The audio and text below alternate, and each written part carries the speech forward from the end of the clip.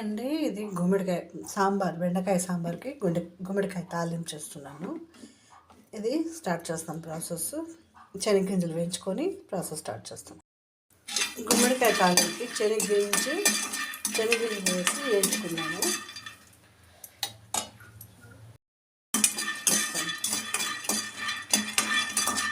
చాలా డిఫరెంట్గా పచ్చని పప్పు వేసుకు చేసుకోవచ్చు. గుమ్మడికాయ ఆలు వేసి చేసుకోవచ్చు. చపాతీకి ఇంకా టేస్ట్గా ఉంటుంది, సూపర్గా ఉంటుంది. మీరు కూడా అలా చేయండి.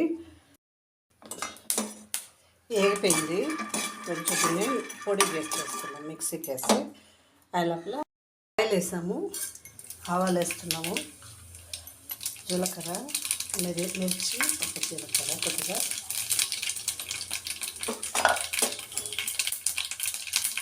తెల్లగడ్డ, ఆనియన్,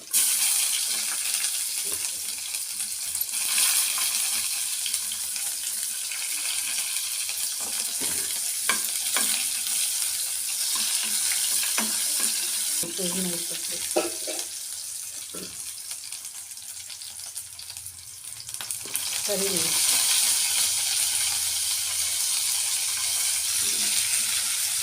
లోపల మెరుగు వేసినాను నేను.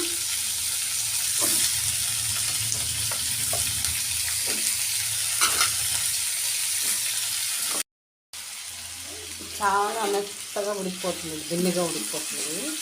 చూసాగా అప్పుడే కొద్దిగా మిరప్పొడి వేస్తాను, కొద్దిగా వాటర్ వేసి ఒక 2 minutes ఉడకబెట్టినాను. నేను పీల్ కూడా లైట్గా తీస్తున్నాను, చాలా ఎక్కువ పీల్ అది బాగుంటుంది. అలా కొద్దిగా వాటర్ వేస్తాను. ఒక 5 minutes ఉడికిపోతుంది. ఇది లో ఫ్లేమ్లో పెట్టి మీడియం ఫ్లేమ్లో పెట్టి కొత్తిమీర,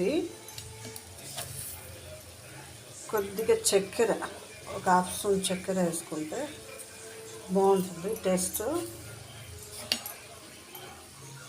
ఇప్పుడు శనగగింజల పొడి పప్పులుగానే వేసుకున్నా.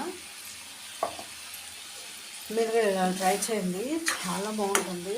కొత్తగా తినేయచ్చు, మనం రైస్కి పక్కన పెట్టుకోవాల్సిన అవసరం అలానే తినేయచ్చు, అలానే తినచ్చు, బాగుంటుంది.